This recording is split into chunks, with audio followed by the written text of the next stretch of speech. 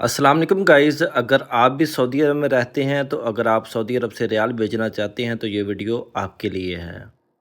इस वीडियो में हम आपको बताएंगे कि सऊदी अरब में कौन सा बैंक कितना एक्सचेंज रेट दे रहा है।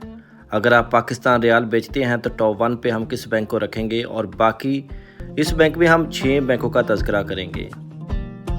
टॉप 1 पे हम जिस बैंक को रखेंगे इस वीडियो में हम आपको बताएंगे और बाकी बैंकों के एक्सचेंज रेट के बारे में आपको मालूमात दी जाएगी। तो वीडियो लाजमी एंड तक देखना।